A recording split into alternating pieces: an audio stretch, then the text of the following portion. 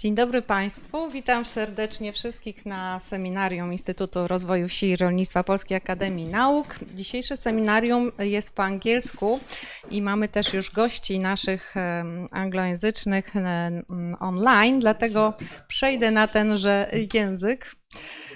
Welcome everyone on our Institute first seminar in New Year 2025. We start with very important topic of land management in Ukraine. We have distinguished guests today with us. Online is Shamil Ibatullin, the Deputy Director of Land Management Institute, National Academy of Agrarian Sciences of Ukraine, and also Professor Oksana Sakal, who is the head of Department of Experimental Land Use, also in Land Management Institute of National Academy of Agrarian Sciences. Today's seminar is related actually to a very important project which is realized by both academies, this Academy of United States Academy of Sciences and the Polish Academy of Sciences, and the project is named rUAR, Rebuilding Rural Ukraine.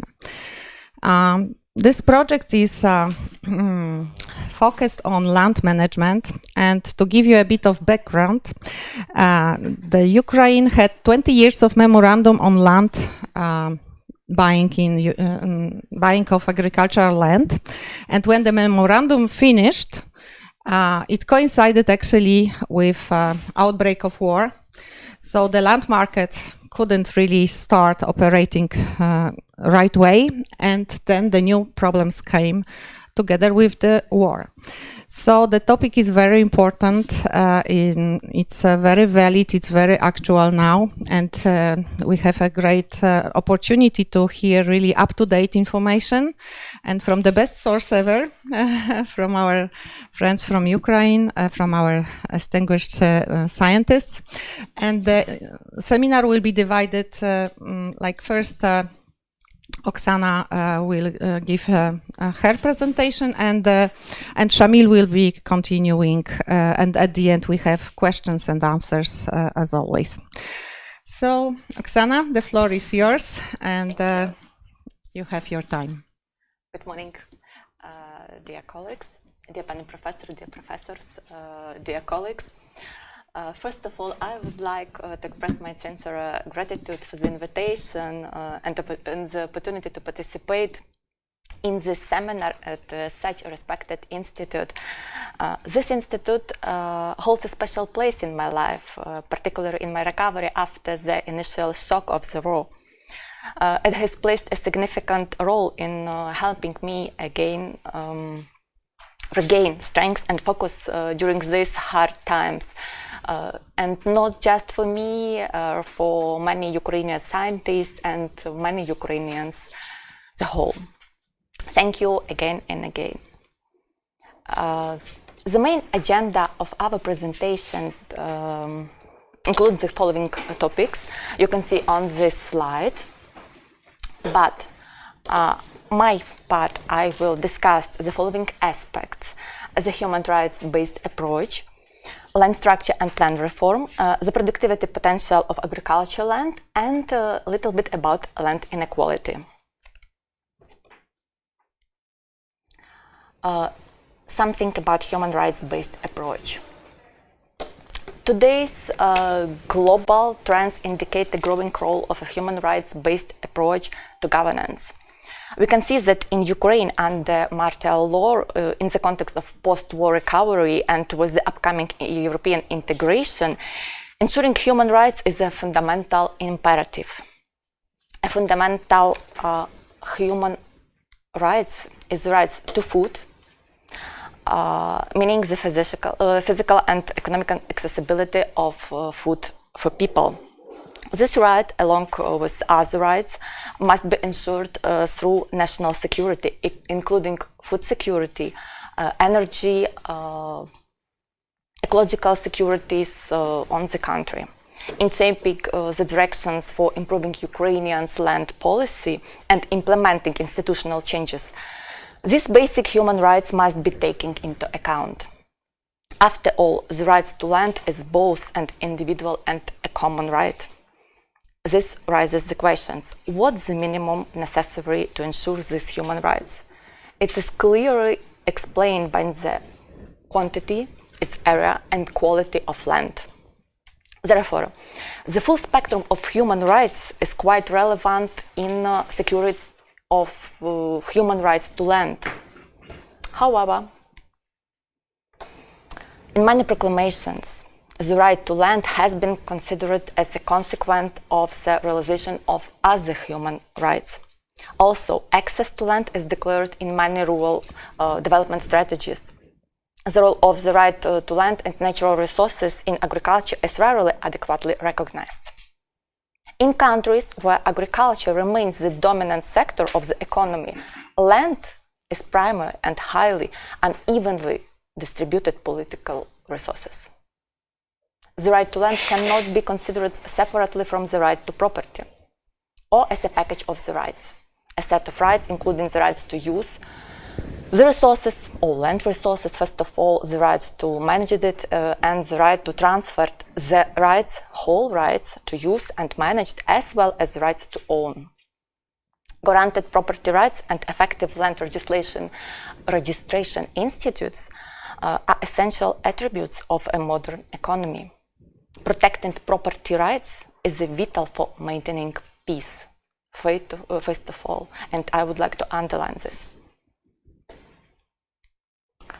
So, you can see the three of goals for ensuring human rights in rural development: food security and land policy, including complex connections and patterns of functioning, and implementation of tasks related to spatial, ecological, social security, and institutional changes.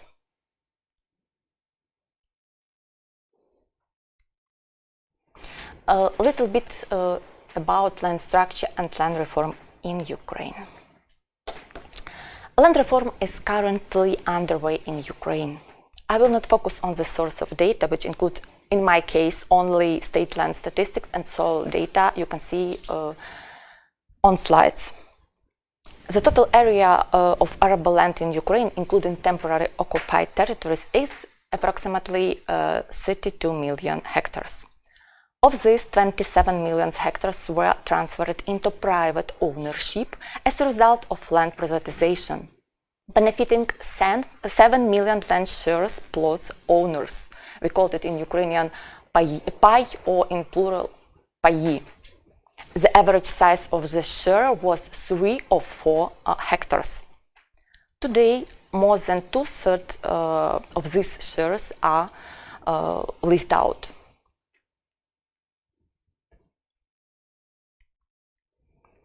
This slide shows the stages of land ownership formation.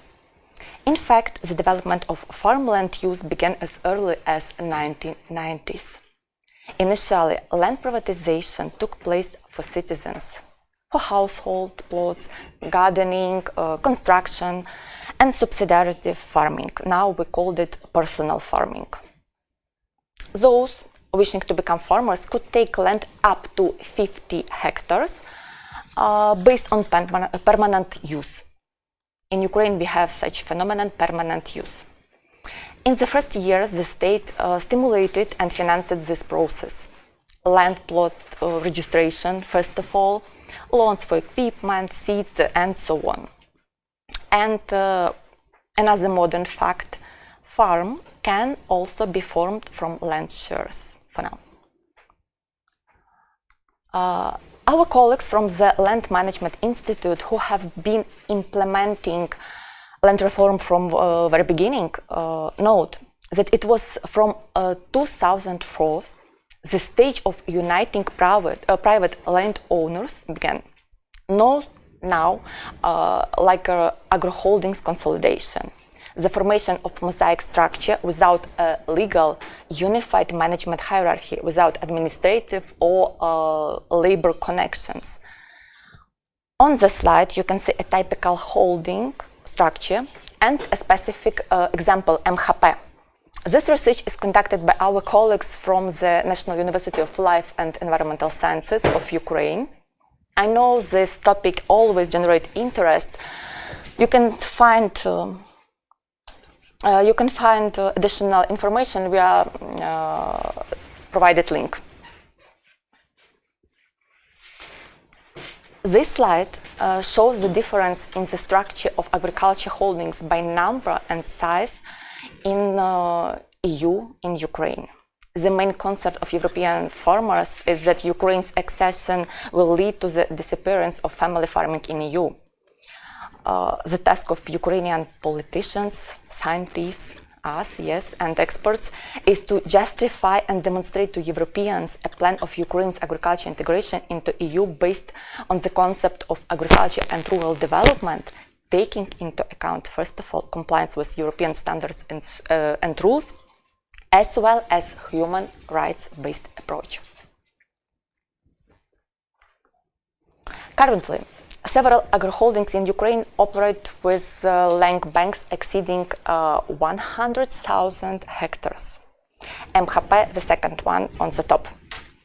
These agri-holdings are often economically efficient due to the economies of scale. However, there is a growing trend toward a decrease in the accumulation of land resources within large corporations.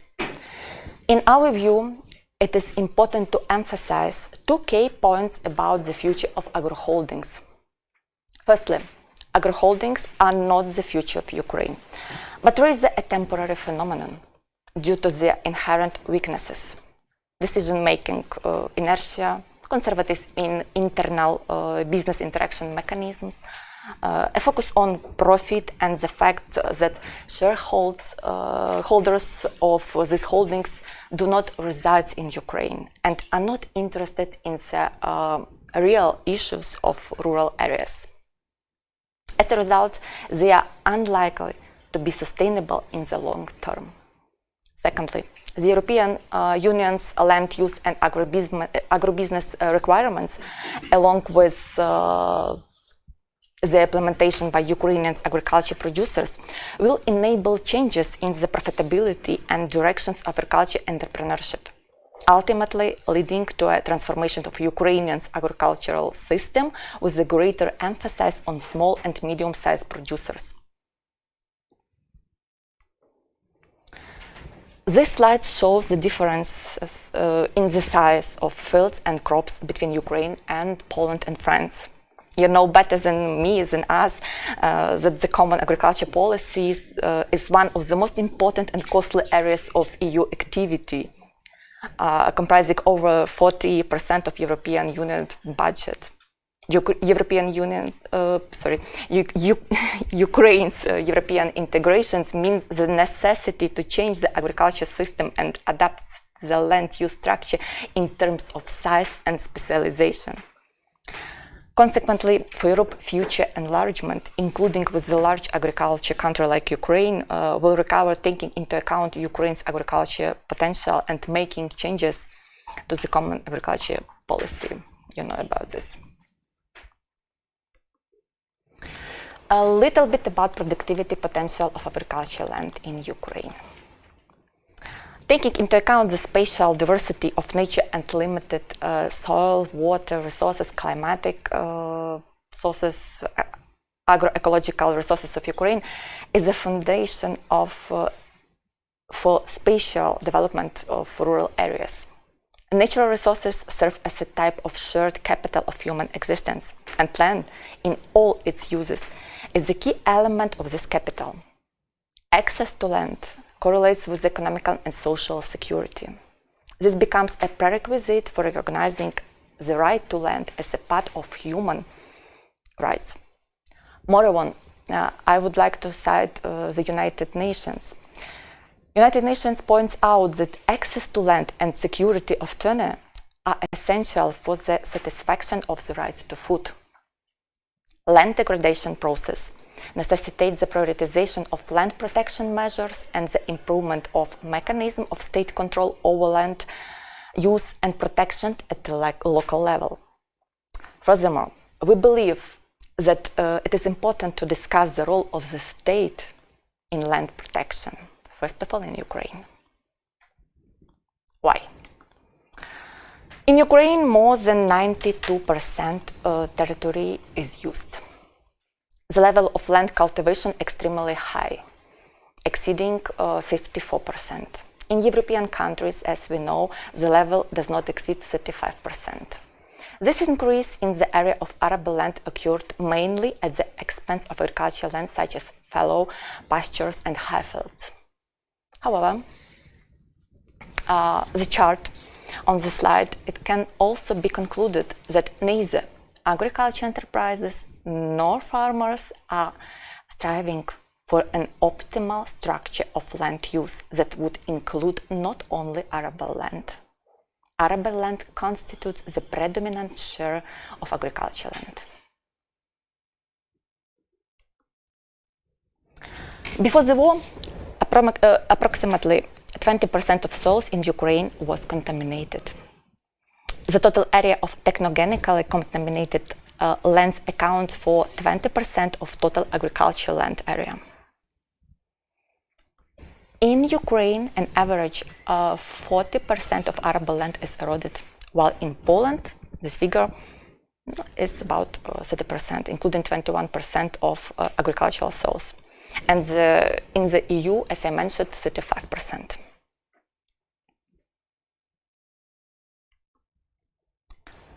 This is the level of degradation across Ukraine's region. The threatening conditions of Ukraine's soils can be caused by prolonged intensification and excessive land cultivation. Insufficient application of organic and mineral fertilizers, water and wind erosions, and overcompaction due to the heavy machinery all contributed to the decline in the agronomically important properties of the soil. We have found such data regarding Poland. Against this backdrop, I have to emphasize that unfortunately, land reclamation measures in Ukraine at the state level received very little funding. And in recent years, according to some data from 2017 and according to others from later years, they are not funded at all. Clearly, due to the war, the situation is even worse than the data suggests. For the intensive degradation of soil cover, the primary means of agriculture productions, thus threatens food security as well. Agricultural land productivity is assessed through the ecological agrochemical conditions of the soils. This approach based on the assessment of contamination of land with radionuclides, heavy metals and pesticides, etc., including climatic conditions, irrigations, so on. As a result of this approach, soils are grouped into quality classes, into 10 quality classes.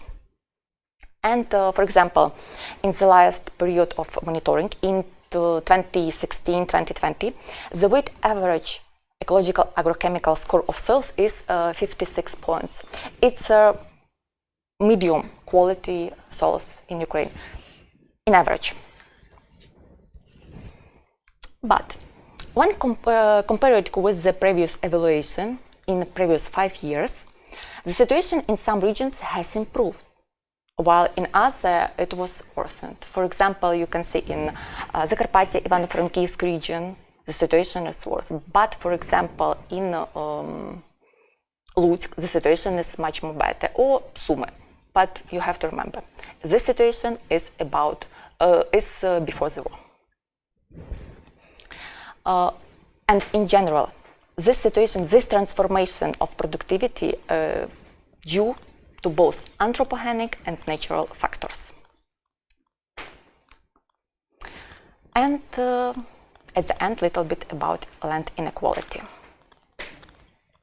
The negative impact of the war complicates the implementation of land reform. Against the backdrop of instability and general uncertainty, there are limitations on land ownership rights. During martial law, the state temporarily restricts landowners' rights to their land plots. In certain cases, the state may have the right to expropriate land plots for defense or military purposes. This can create an unstable situation for landowners and prevent the development of long-term plans.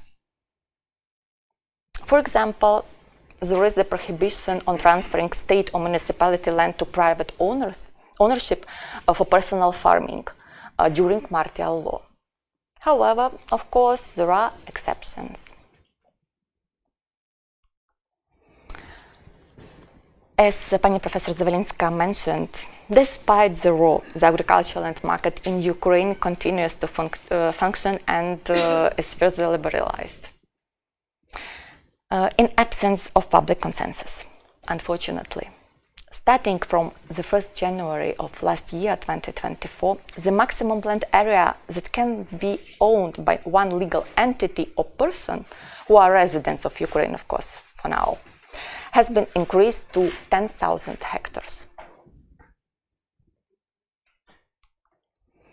As open market with a high threshold for limiting land ownership, 10,000 hectares, leads to the rapid spread of inequality and excessive concentration of land ownership in a limited number of landowners. The Gini coefficient and Lorenz curve visualization can be used to quantify inequality. And here is the results of this. Currently, there are already agricultural landowners with a total area of about 1,000 hectares, taking into account that immediately after the land reform in Ukraine, 1999, 2000, the distribution of land ownership was relatively even among the owners.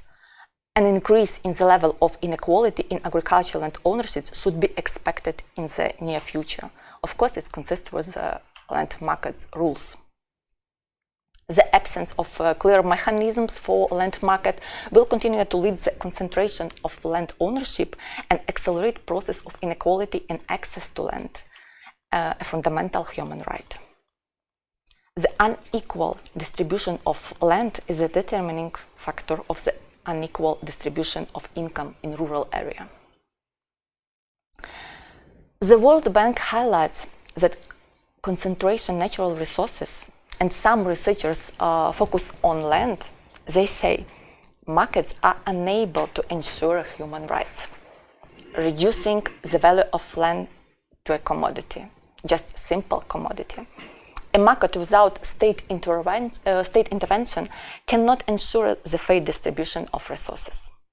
Land resources, first of all, or natural resources in general. We have to remember about this. Therefore, we believe that the implementation of human rights-based approach in land policy, particularly in regulating the agricultural land market to address land inequality caused by land market, is one of the state priorities functions and is especially relevant in the context of Ukrainian European integration. From my side, that is all. Thank you for your attention. I am pleased to pass the word to Professor Ibatullin for the continuation of our presentation. How I have to make it? Automatically? He has to speak for himself, yes.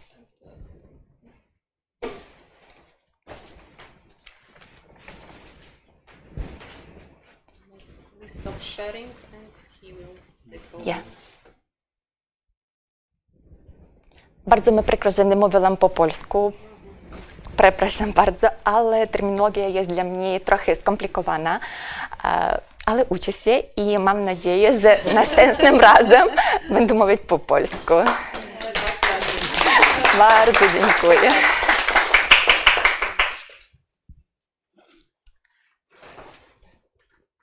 Hello, can you see my screen? Yes. Yes, we can see it. Thank you very much. Thank you very much for the invitation and the opportunity to participate in this seminar.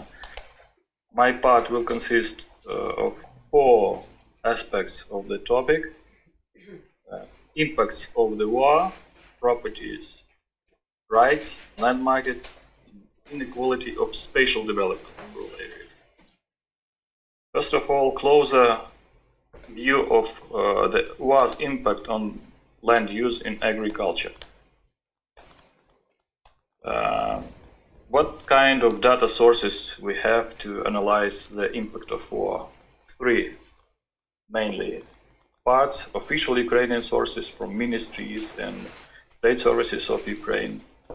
Next, expert international and national sources and satellite imagery. Beginning from the first, we analyzed a large amount of data contained in the order of the Ministry of the Reintegration of Temporarily Occupied Territories of Ukraine, which is called on approval of the list of these territories, and also with relevant amendments as well as borders of administrative territorial entities of Ukraine, like regions, districts, territorial communities, settlements, in one database using programming and visualization of geographic information data. So we created zoning and a corresponding map of the territories of Ukraine in which combat operations are or were conducted or temporarily occupied by the Russian Federation. According to our calculations, 19% of arable land area of Ukraine is temporarily occupied, shown in gray on this map.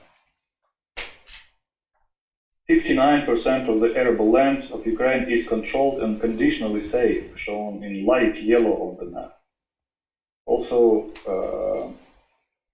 approximately 8% of arable land is at risk, including deoccupied territories as well as territories where hostilities have ceased. In our opinion, it is appropriate to classify them as a risk due to the possible negative consequences of past hostilities as well as the risks of reactivation of hostilities. 13% of Ukraine's arable land is in danger, and it is in fact frontline, including territories which actively or highly probable hostilities. It should also be noted the high dynamism, range and destructiveness of modern warfare, rapid changes and their spatial spread, and their catastrophic social and environmental impact and consequences. This requires constant spatial monitoring of military threats to rural areas and their inclusion in special management mechanisms. And also these map and these calculations, this map and calculations are based on the ministry order, which is legal status of the rural areas. So if this area is located in, for example, a deoccupied zone, it is the government and Ukraine understands what the area is. Next question is the special location of cities. This is structure and size of cities and on this map and their connections by transportation.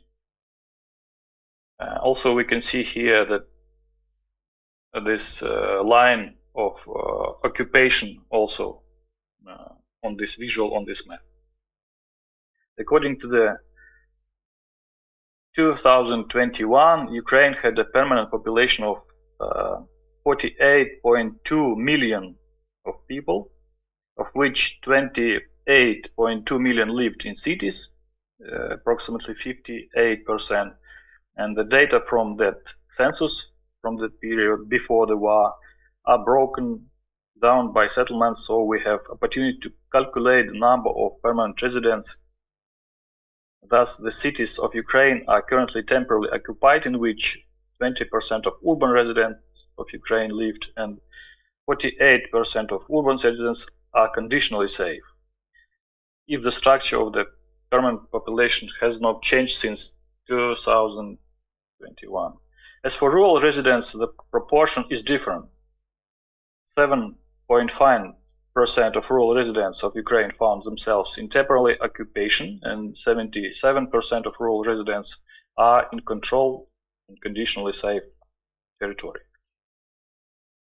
Next, point is it is advisable to monitor events from other relevant sources, and we are talking about danger events, and we analyze special security due to the military aggression of Russian Federation, and we use data from Ukraine conflict monitor, deep state map, Bellingcat, civilian harm of Ukraine, and Institute Study of War. The events about combat, missile attacks, and combining them, we analyze what's going on the land. So we have developed a gravity model of dangerous territories for zoning territories, and we used weighted distances, inverse weighted distances, to understand the influence of events on the neighbor territories. And also we calculated the areas of land from this point of view. Next question is a 25-kilometer buffer with the front line and the border with Russian Federation. And also we can see here that the total area of this territory buffer is approximately 3.8 million hectares, and the arable land is approximately 2.1 million hectares. And this area of arable land is most likely to require inspection and restoration of land. Next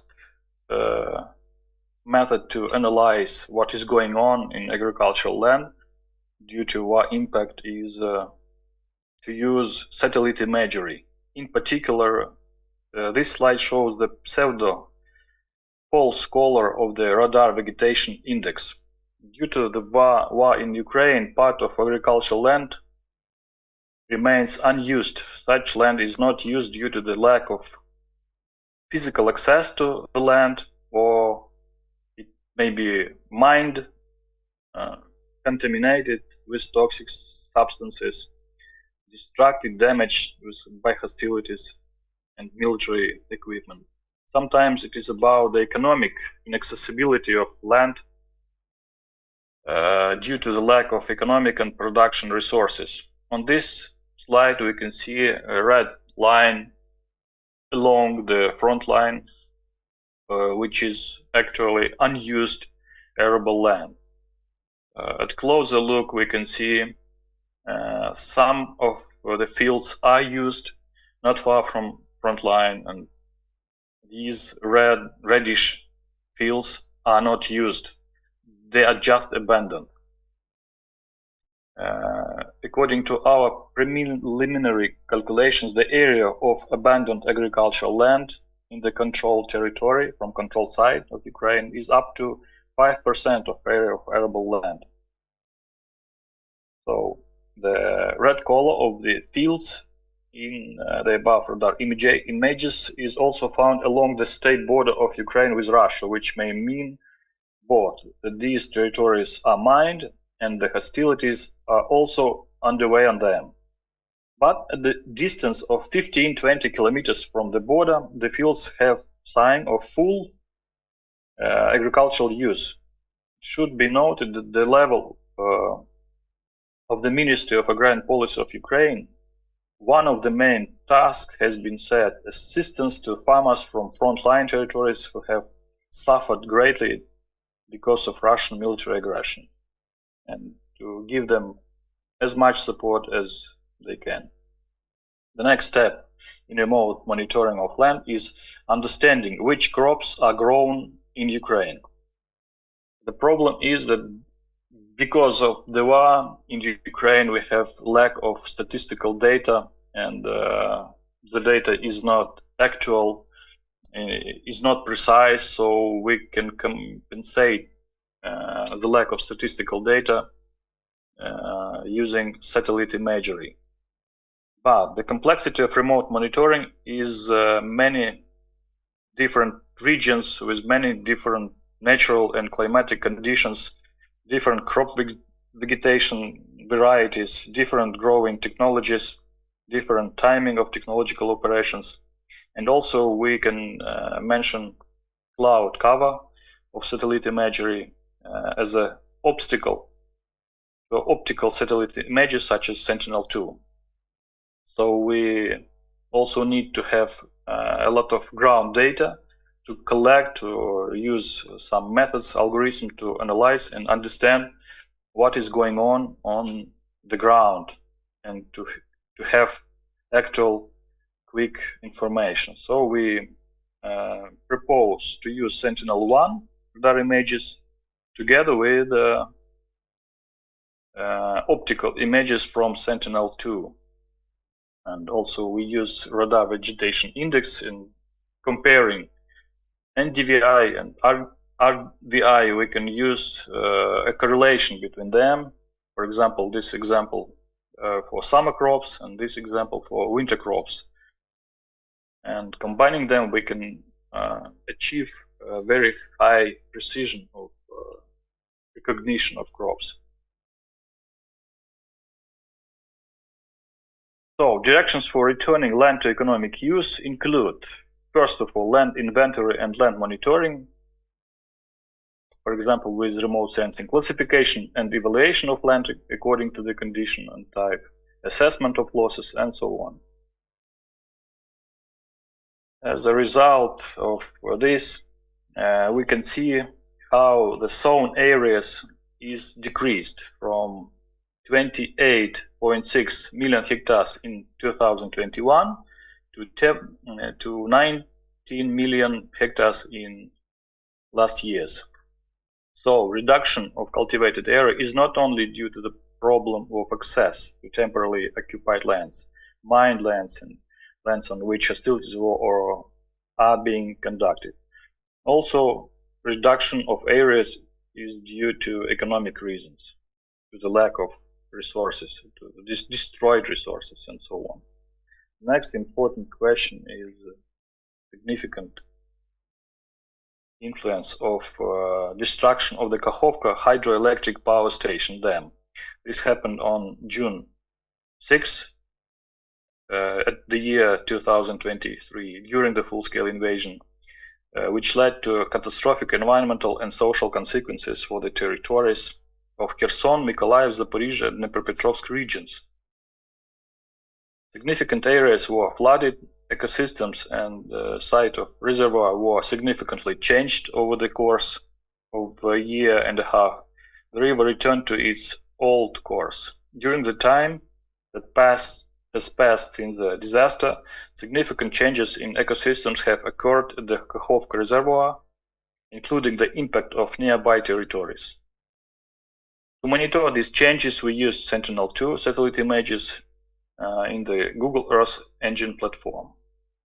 Also, we used water indexes, normalized difference water index by Sentinel-2 to analyze the water surface. And here is the change in the boundaries of the reservoir flows.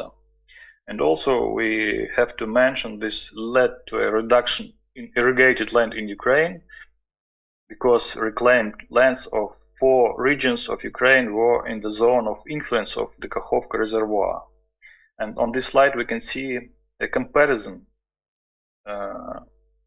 between fields, these circles in the middle, green circles as irrigated land before the disaster and after. Before year 2020 and after is year 2024.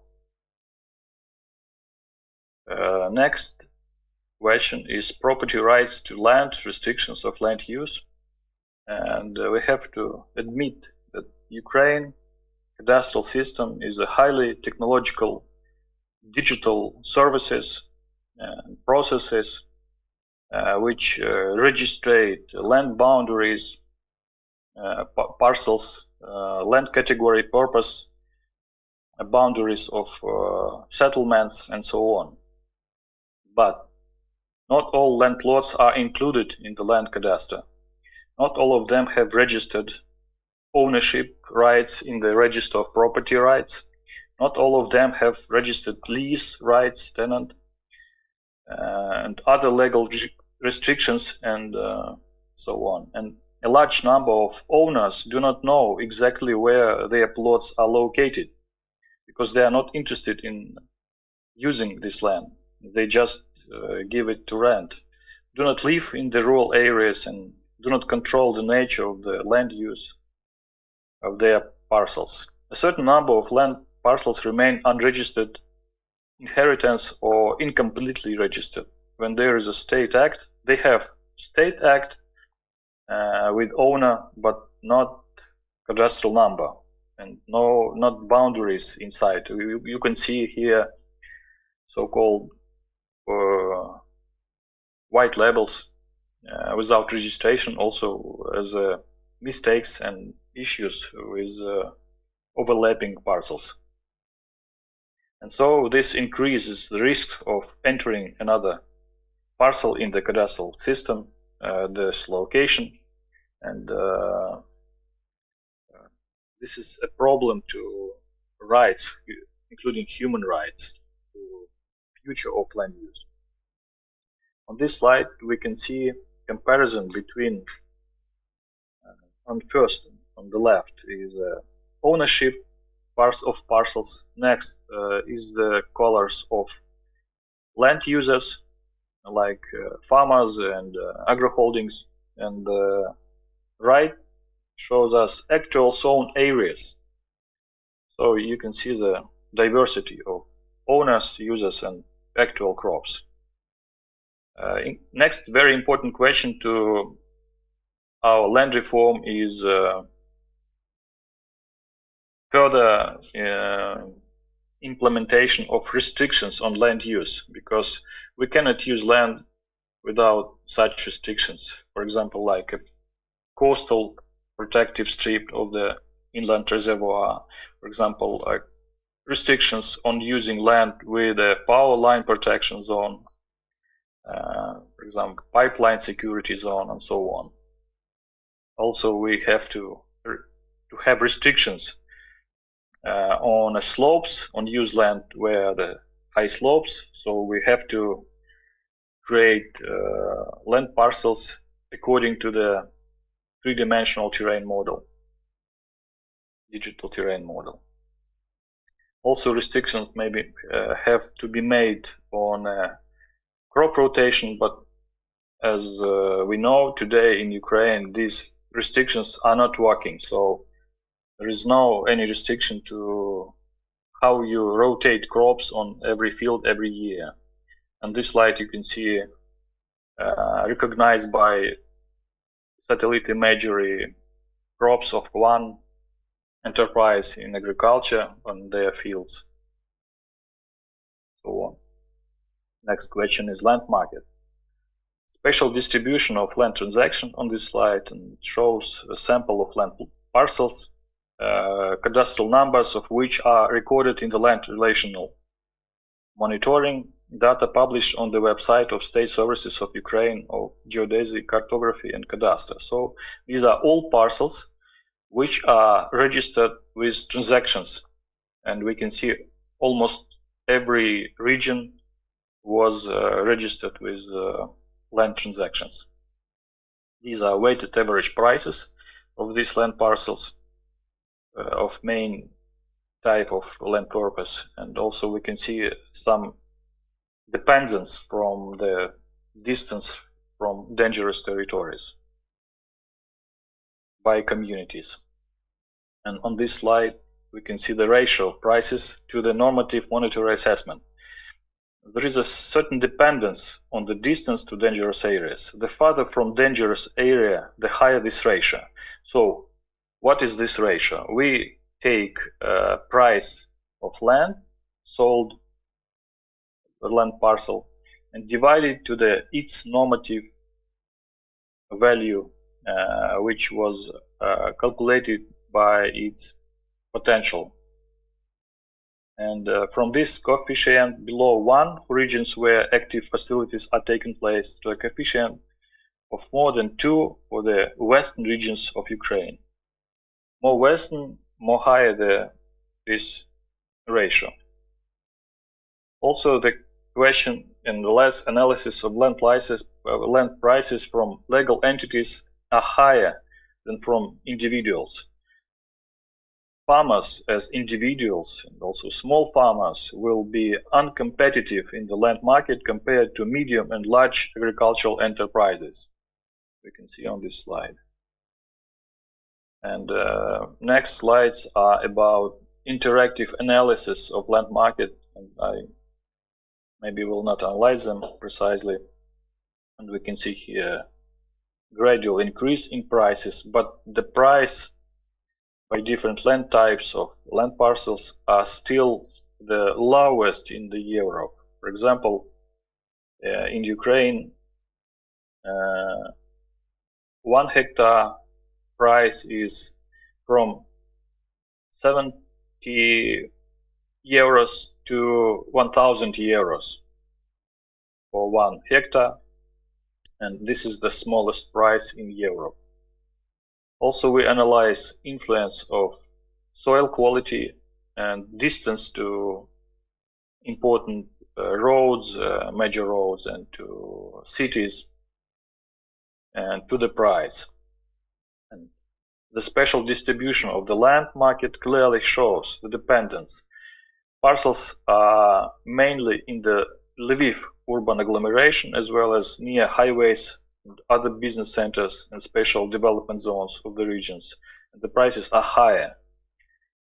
On the one hand, this means the higher attractiveness of agricultural lands near product sales markets and supply of resources for agriculture production, as well as the optimization time and cost for transportation. On the other hand, this may indicate a growing demand of land as a means of saving and investments. In particular, one should not dismiss the desire of investors to change the land purpose of agricultural plots from agriculture to development, to build something on these land parcels. And this will significantly increase their price. And the problem, so on this slide we can see also the influence of land quality, soil quality to the price. But overall, total value of arable land in Ukraine is 32 million hectares, including occupied areas. And if we take a price of €1 per hectare, it will cost approximately, whole arable land of Ukraine will cost approximately €32 billion. And this is equal to the market capitalization of only one European bank. So this is two very small price for land in Ukraine. And this leads to a difficult situation for Ukrainian farmers and may lead to their landlessness. At low land prices, under the given liberal conditions, without restrictions of the land market, the land will be quickly redistributed and bought by others as a means of speculation and investment. At high land prices, the farmers will not have access to purchase land in the absence of long-term credit. So now we think that we have to develop and use some restrictions on this liberal land market in agriculture of Ukraine, and also to develop other infrastructure for land market like long-term credits and conditions to use of the land. And the last question to talk about is the inequality of spatial development of rural areas. On this slide, we can see that the last 10 years is about decentralization reform in Ukraine and changing of administrative territorial boundaries. For example, we can see that through decentralization reform, we have reducing the number of administrative districts and their consolidation, as well as reducing a number of local councils and their consolidation into territorial communities. And this changes the spatial structure and spatial governance and spatial duties of who will do management of land conservation, land use control, land monitoring, and also other. Next question is that the organization of space and urbanization of Ukraine during its European integration and post-war reconstruction, we have to take into account the urban European space and the role and place of Ukraine in the European Union in the future. So depopulation of Ukraine, decreasing of population, and changing of infrastructure of cities and transport network will be different after war. Also, we have to take into account the transport factor of external connections of Ukraine, which will also changes the inequality and access to services in rural areas. And also here is the slide. We calculated the distances and time of access from territorial gromadas to the regional centers. So these lines we scholar are just time needed to access from one city to the center of region. And also we are sure we will have to rearrange spatial distribution and the land reform and decentralization reform is not ended yet. And we have to do a lot to improve this situation. Thank you very much for your attention.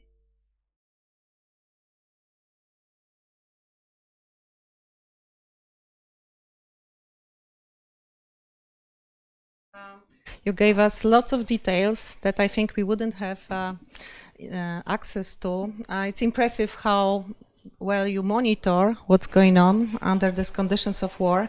So I open the floor for our participants to ask questions. Also, they can be asked online. We will be reading them and answering. Preferably questions in English, but jeśli ktoś chciałby po polsku, to my tutaj z Witkiem też możemy przetłumaczyć, bo szkoda by było nie zadać pytania jakoś z powodów językowych po ukraińsku i nawet po polsku. Oksana said that she can answer even in Polish a bit, but we will be translating. Yes, thank you. So, pytania, komentarze. Questions, comments are welcome. Proszę.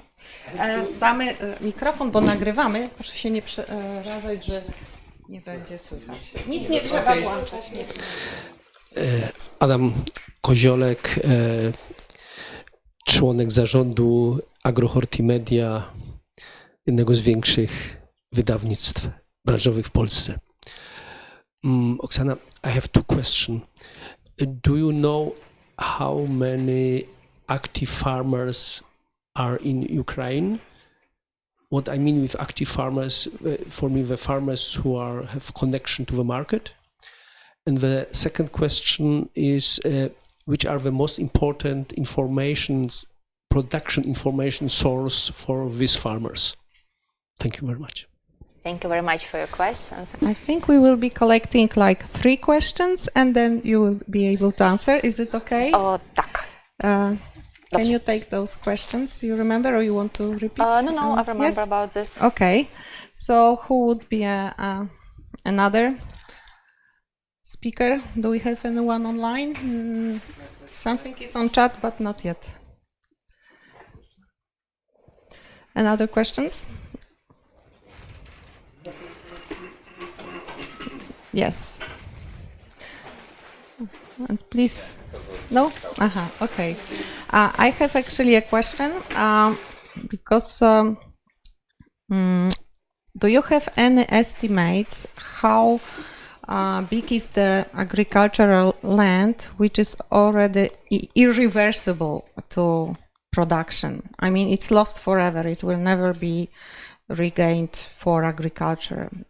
Because some parts, I understand, are occupied, but they can be still operating after the war as as agricultural land, but how much of land is like never will be used for agriculture again? Is there an estimate in percentage, or maybe is it the good quality of land or maybe it was just a medium?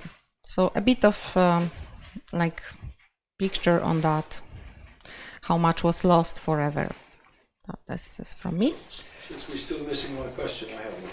Oh, okay. Jacek Kusmierczyk, Polish Chamber of Printing. We have a close cooperation with some Ukrainian facilities, so this is why I'm here. And let me ask you one question. Have you got any estimation? How far is the number of active farmers affected by war casualties? So how many farmers you lost, or how many farmers you estimate to be war invalids? Okay, so I think the first round of question is taken, so you can share with Professor Ibatullin the answers. So, you, Oksana, you start?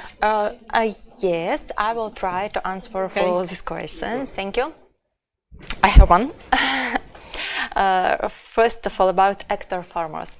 I can know not your data, but all data for the 1st January of 2024, that in Ukraine we have registered about 50,000 farmers, and just 19,000 of them are active, according to official state statistics services. And about data sources about soils for these farmers, we have in Ukraine a very big Institute of Soil Protection. They used to monitor every not year but every 5 years. Some my slides use this data. Institute of Soil Protection. They make agrochemical monitoring of the quality and make this data available for farmers. Of course, they can ask them about. We call it agrochemical passport of field.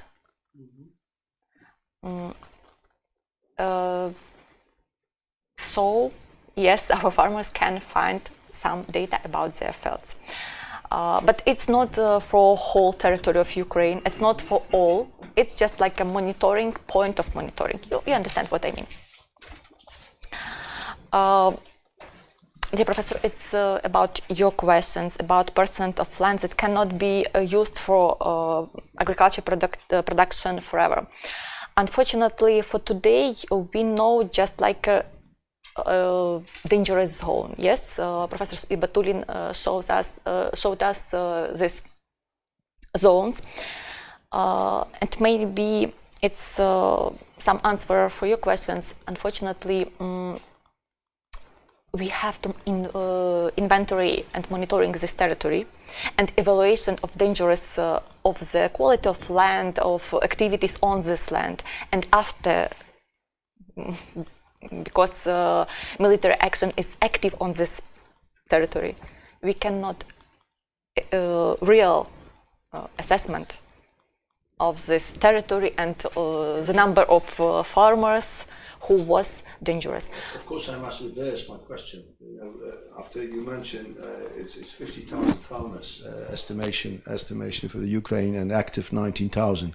My question was much more directed to the labor, because farmers number is very limited. Yeah. But the labor, I bet, is probably hundreds of thousands. Exactly. But we are on the way on this research because we have access to land cadastre, and we will try in our project, rUAr project, to identify the number of these farmers who was caused by the war.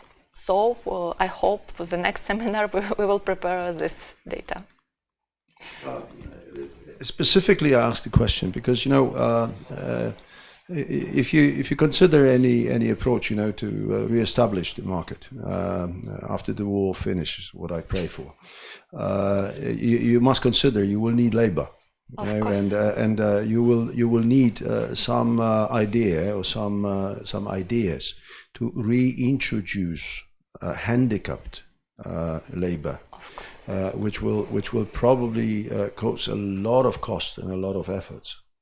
It applies to all industries of Ukraine, because now just to share it with you guys, the estimation of additional casualties, you know, or additional invalids in Ukraine in last 3 years, to the ratio which is typical for every country. You know, that typically we add 1% in each population every year because of eldering processes and stuff.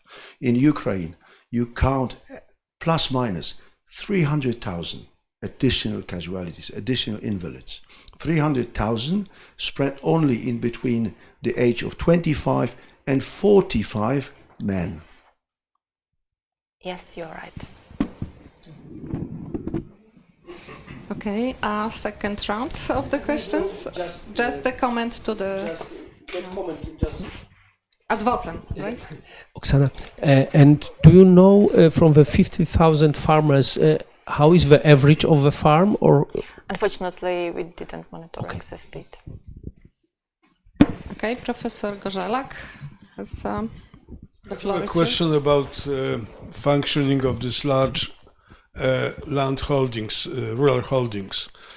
You are war economy and you have war politics and so on. The question is if this, in many cases, foreign-owned land holdings were affected in their productivity, or they are not too much affected. I mean, is this business as usual? They are following on, they have their machinery, they have their crops, they sell and so on. I mean, is this war economy or war situation affecting the large holdings or not very much? And if it is, in which respect? Thank you One very moment. much. Oh, sorry. Please take the question. You meant agro holdings, yes? Not only big holdings. Okay. Any other questions? We have something online. Maybe we will read it. Who asked the question and what is the question? The question comes from Dr. Andrzej Hałasiewicz, and the question states, you said that agri-holdings are a temporary transitional form of organizing agriculture production in Ukraine.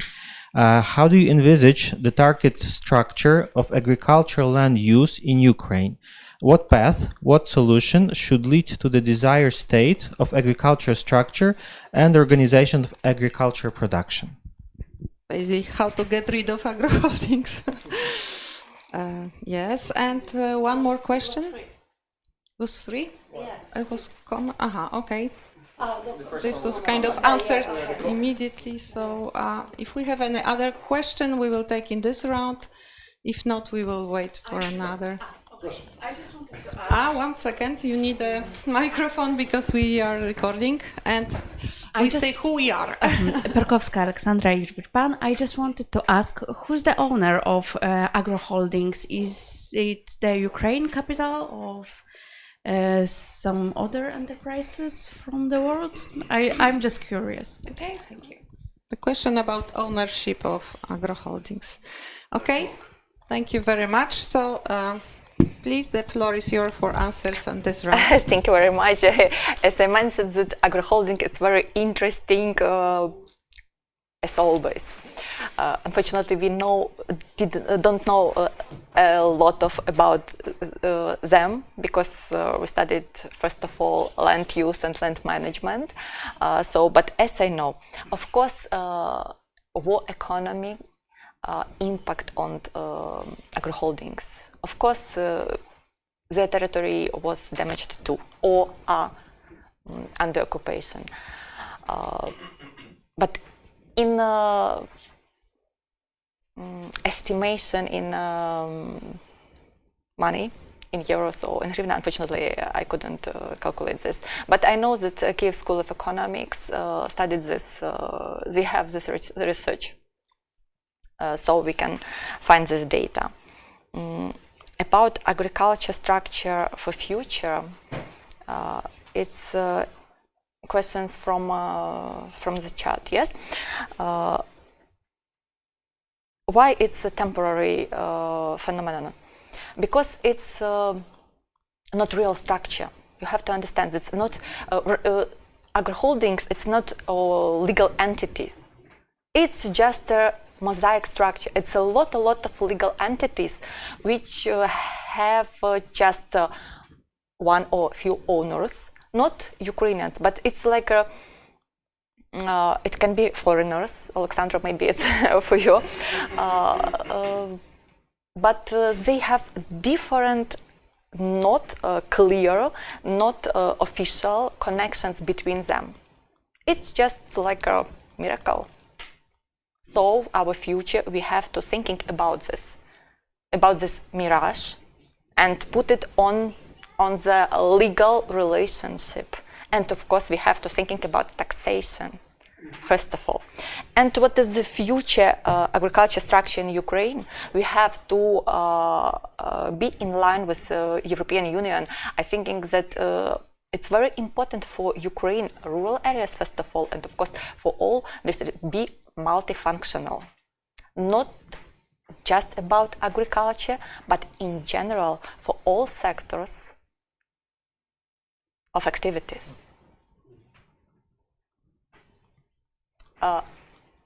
Yes, it can be, Alexandra, it can be Ukrainians or foreigners. And first of all, it have to be foreigners, of course.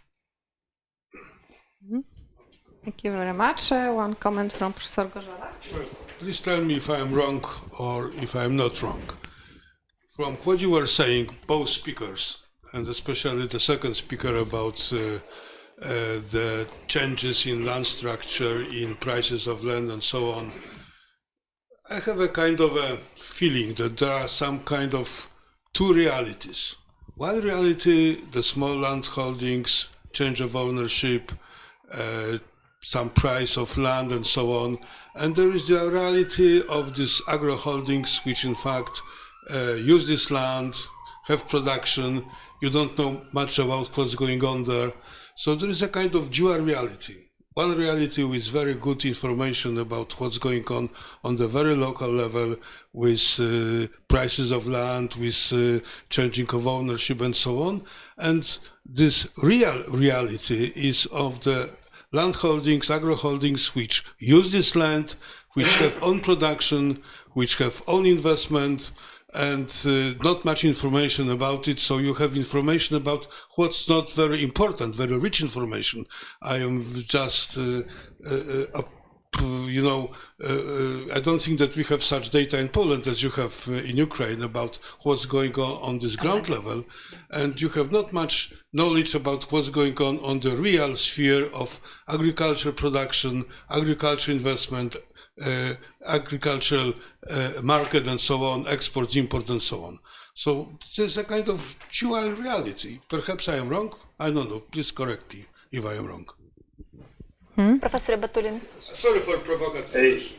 If possible, I would like to share my screen and to show official reality. Official reality is that we have in Ukraine for year 2023 planted and sowing area of agricultural crops at about 22 million hectares, from which 16 million hectares from enterprises total, from which approximately 3 million hectare or about 4 million hectare are private farms, and also 6.5 million of hectares which is planted by households. So we have this structure: enterprises included, private farms and households. 22 million hectare, it is a little bit maybe overestimated, and these data may be not exactly accurate, but it shows the structure of enterprises and households. And the next slide is grouping of enterprises by size of harvested area of main crops in 2023. This is official report, statistical. So we had approximately 23,000 units of enterprises, which is legal entities. And most of them, more than 56%, harvested area up to 100 hectares. And only 1% of them harvested more than 3,000 hectares. And also we know which kind of legal entity is collected into agro holdings. And there is now so many agro holdings in Ukraine, as you can see and you can think. Also, they give information to statistical services as not agri holding, but as enterprise, as legal entity, which is a part of agro holding. So agro holding is a thing where informational, financial flows just registered for agro holding between these legal entities. So these enterprises are legal entities, and they do things according to Ukrainian legislation. And this is not virtual. Every information about their investments, about their export, import, about their labor are registered in statistical services.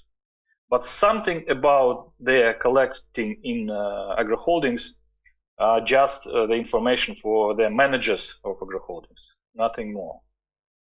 Also about the labor, very important question is the lack of labor, and we will do something to return Ukrainians for post-war rebuild, to rebuild this situation with agricultural structure. And we have to understand that agriculture now is doing impossible to survive in these circumstances, because there are so many damages of machinery, so many damages of resources, production resources, infrastructure, energy system, plant production, and other granaries and so on.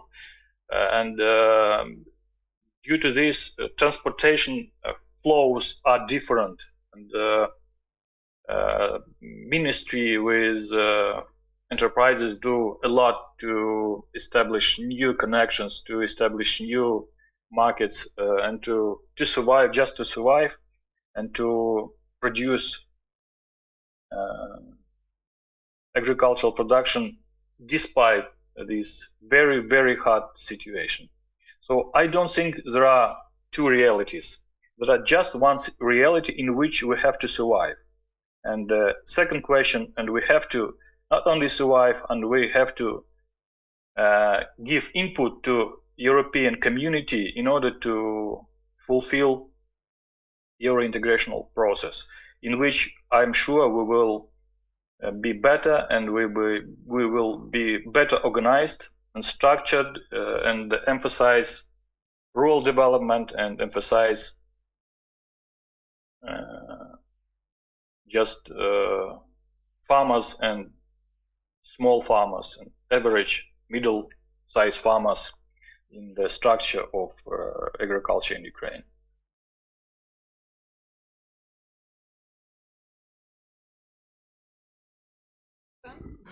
Could you be more precise about the meaning of middle-sized? What's the middle size? 100 hectares, 500 hectares, 30 hectares? What's the middle-sized?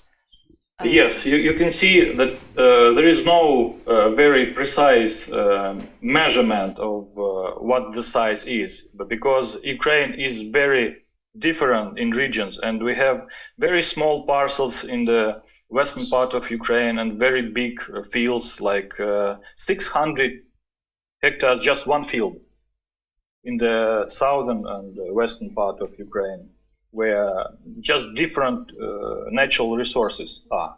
So there is no one measurement for understanding. Of course, is my opinion that the big farm is about, for example, 2,000 hectares. It is already big, but we will never have very a lot of farmers with 1 hectare, 2 hectares, or 4 hectares, just because it is. I believe it is not possible in our economical and social situation in Ukraine, which is already have structure. So I suppose, for example, from 100 to 500 hectares, it already medium size enterprise. Thank you very much. Probably in case of Ukraine, median is a better figure, right, than the average. So the most common size, yes, would be better description than the average of the size because of such a big skewness, right? Yeah. Yes, we have another comment by Dr. yes, there is a comment by Professor Hałasiewicz.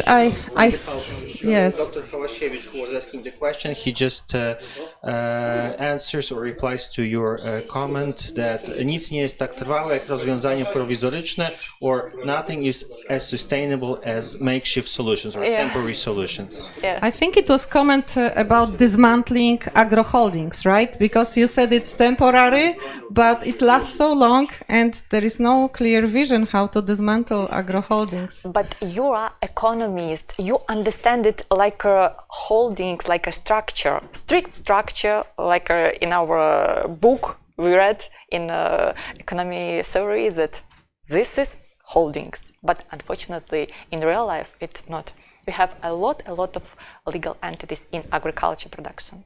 So some of them consist of agro holdings, but it's unreal. It's phenomenon. Just phenomenon. Yeah, it's a phenomenon which we need to understand. Another question, yes? Yes. Please. Since you mentioned a number of landowners are foreigners, I mean legal or physical people, doesn't matter. I suppose there must have been a significant number of ownership in Russian hand. Has it been defined and have they been expropriated? Okay, put it down for a moment because we have another round of questions. Yes. Paweł Chmieliński. I would like to ask a question, maybe also for your reflection on the land market organization, because that brings us to the point where we can ask about the collaboration with the state institutions, with the researchers and the services of the statistics to monitor this situation. That's what you do in your study, and I'm missing the other part, so the part of the governmental part that is working with you first. For example, like when we consider the changes on the land market and this law that was introduced and is now influencing the change in the structure.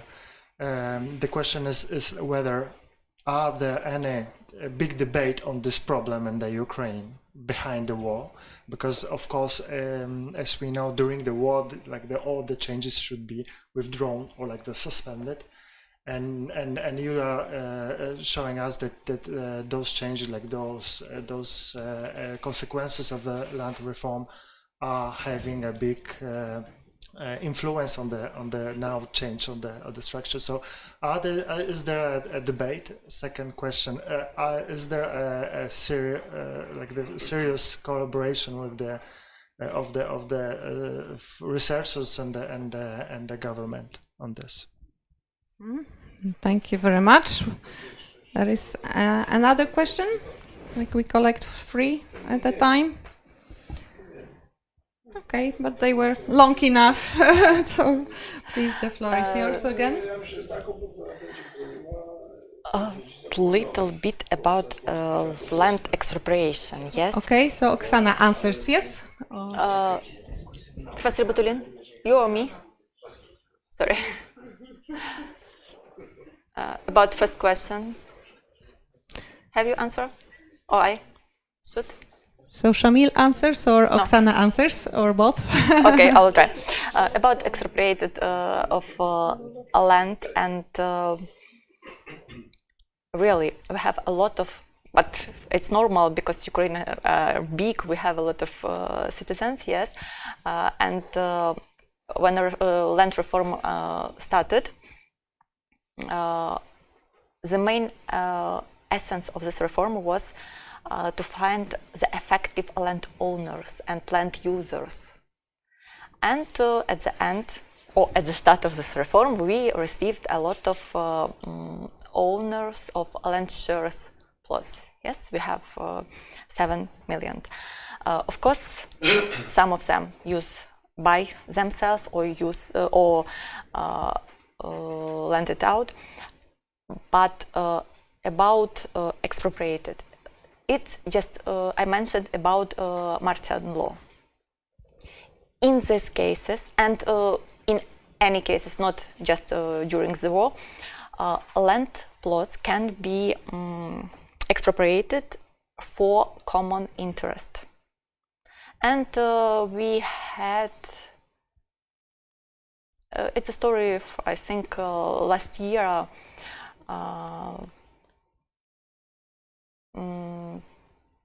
not far from Kiev,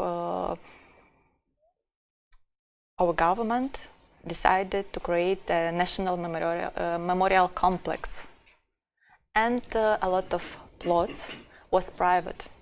So it was decided to expropriate it and create this memorial complex. It's like a common and common use, common interest, and of course it's like from one side it's expropriate for common interest, from other side it's like a impact of war for this relationship, land relationships. Professor Chmielnicki, it's about your questions about government decisions about liberalization of land market in Ukraine. Yes, you underlined that before the second stage of land market reform, agricultural land market reform, I have to underline this, in the 1st January of 2024, during the war, a lot of organizations, NGOs said, of course scientists, a lot of scientists said that we cannot during the war liberalize of the land, agricultural land market, because agricultural land, it's not a commodity. But from one side, unfortunately, we have to not do that, because Ukrainian land cadastre not included all the land plots. Yes, we have know the quality of all of these lands. We have no a whole land owners, if to be honest, because a lot of people who received their land shares die for now, and we have no who are received these shares for now. It has to be another process, and before the land market liberalization. So a lot of people, a lot of scientists, politics, and NGOs say we don't have to do that.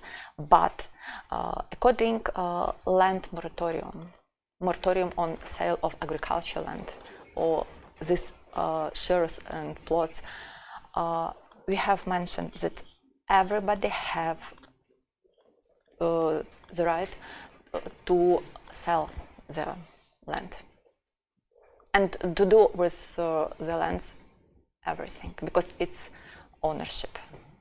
So it's very hard, if to be honest, issues or questions or problems. But for now, we think that government have to protect Ukrainian peasants, first of all peasants, from this land market aggressive impact on their activities on rural areas. And I mentioned about land inequality. Development of agricultural land market in current conditions have direct impact on land inequality on rural areas. So Thank you very much. Vitaly, do we have any comments? I see chat 2 points, but it's something. This is earlier. Okay, so we are ready for other questions. Yes. Please. Do you have already an idea about how will be the body constituted, which will be negotiating, let's say, all of agro aspects while negotiating your European integrity? And if yes, how it will be constituted or how it is constituted? Thank you very much. Very interesting question. Who else would like to raise a question? I have actually a question about cadastre, because you mentioned it's very incomplete, and I don't understand why people don't have incentive to get registered and have legal assurance in a sense. And what can be done to make this cadastre work? Is there any plan how to finish this problem?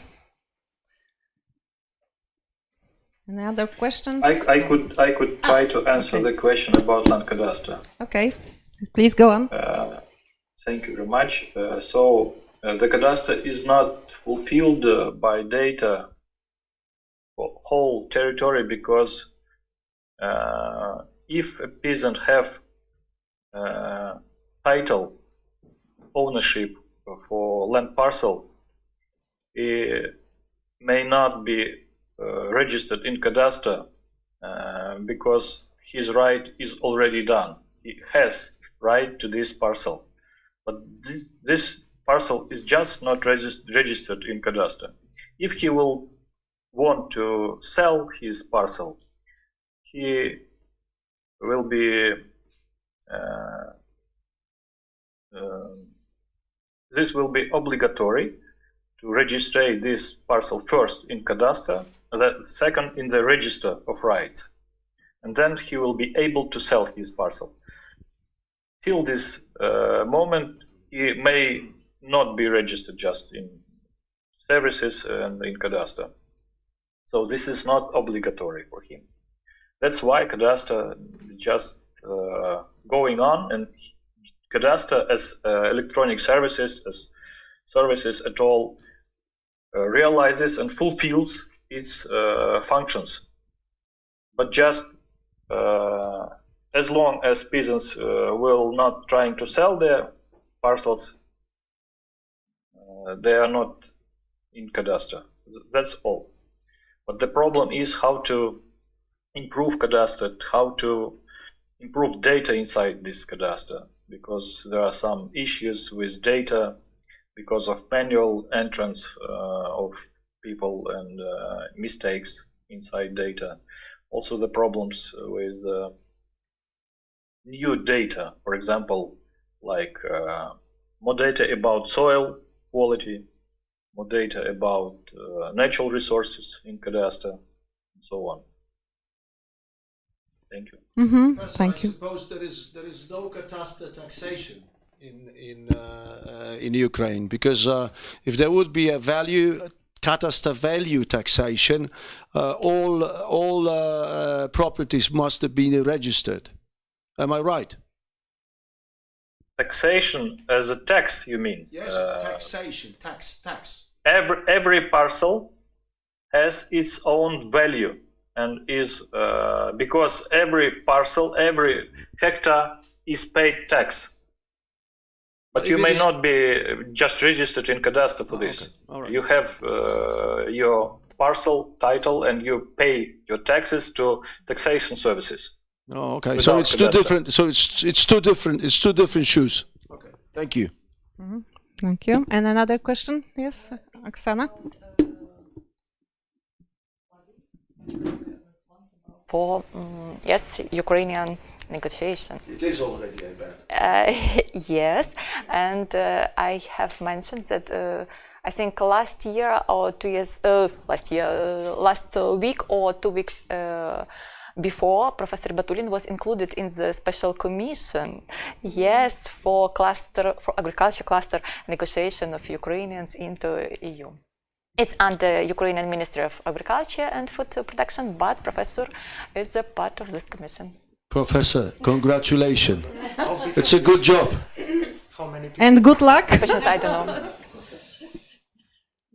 You want to comment, Shamil, on your being in the body, negotiating in the future? Ask how big is it, the body? Yeah, It's if you like can a give any. number of experts Yeah, like the, under the ministry, yes. So we're talking to a very influential personality. Thank you.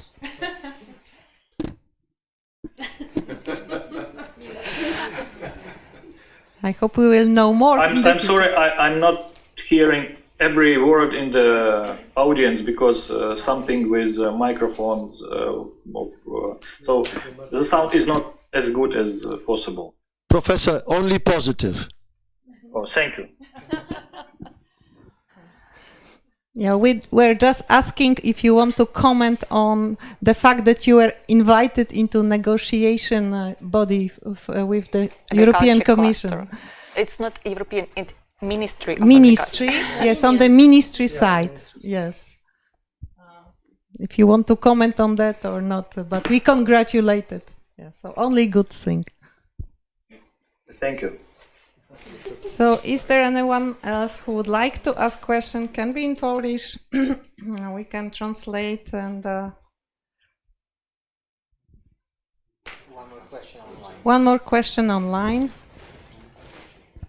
One more question comes from Dr. Hałasiewicz again, and he asks, what percentage of land parcels are registered in the cadastre?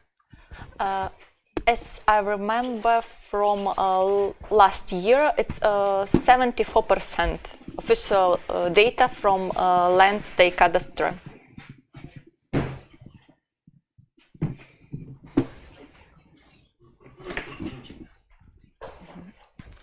Okay, that was quick. If there are any other questions, but in the meantime, I should apologize because I didn't introduce the head of this project, Olena Borodina. Professor Olena Borodina is a coordinator of this project, and we are very proud of having it here in Institute together with Ukrainian partners.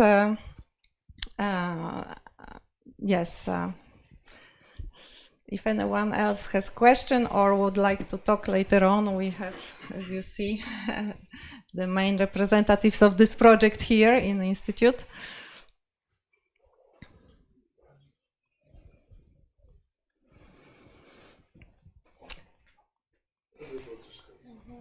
Everybody is happy.